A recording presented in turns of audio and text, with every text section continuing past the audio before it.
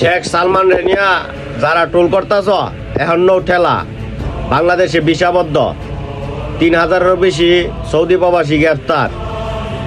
তোমরা বাঙালি জাতি, তোমরা ফাতলা, ঠিক আছে? তোমরার ব্রেন গেছে গা ফুটকির গুয়ায় পড়ছে মাথা, ঠিক আছে? সৌদি শেখ সালমান কিং উনি হচ্ছেন ইসলামের মধ্যে 10টা যদি নেতা গণেন উনি একজন নেতা, ঠিক আছে? এখানে মক্কা আছে, মদিনা আছে, ওনারা চাইলেই ইহুদিদের সাথে উল্টাপাল্টা করতে পারে না, কারণ ছোট ছোট রাষ্ট্র থেকে তো সব কিছুই করতেছে। কিন্তু ওরা যখন করবো তখন বিশ্বে একটা হামদাম শুরু হয়ে দেবো, তখন ইহুদিদেরও সমস্যা, মুসলিমদেরও সমস্যা।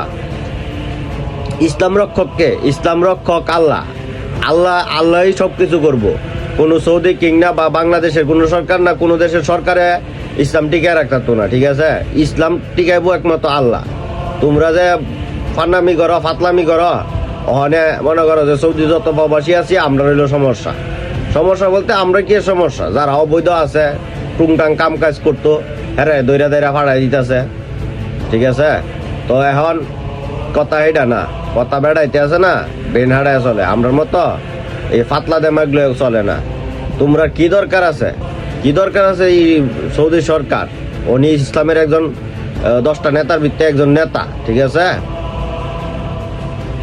ওনার একটা কথার জন্য বিশ্বের যত মুসলিম আছে সবাই চাইতে যে উনি কি বলে। আর ওনার ছবি নিয়ে তোমরা চুরি পরাও, ইজদার সাথে লাগাও, এগুলা ঠিক না, ঠিক আছে? তো ফাতলামি সব জায়গায় চলে না, এগুলা বাদ দিয়া দাও। আর ইমামের জোরে, তোমার ইমান আছে, ইমানের জোরে যতটুক আন্দোলন করতে পারো, যতটুক হুঙ্কার দিতে পারো দেও, সমস্যা নাই। আর এসব নিয়ে তোমার নাড়াচাড়া করতে মূল কথা। আর আমার কিছু বেশি বলার নাই, তোমরা ভালো থাকবা, সুস্থ থাকবা, সমস্যা নাই। তোমরা এই বাংলাদেশে যে মানচিত্র, অত্তবরী মানচিত্র, এটা দিয়ে কিচ্ছুই তো না, ঠিক আছে? ওরার কাম লাগবোই, ঠিক আছে? তো ওদেরকে নিয়ে আমরা টোল করে লাভ নাই, আমাদেরই লস, ঠিক আছে? একটা কথা মাথায় রাখবা, ওনার একটা কথার দিকে বিশ্বের মুসলিম চাইতে, হ্যাঁ ঠিক আছে? উনি কি বলে, আর ওই জায়গায় ওনারই নিয়ে তোমরা টোল করো, সমস্যা নাই। যারা ইহুদি আছে তাদেরকে নিয়ে করো, মুসলিম কাউরে নিয়ে টোল করার দরকার নাই, ঠিক আছে? আসসালামু আলাইকুম।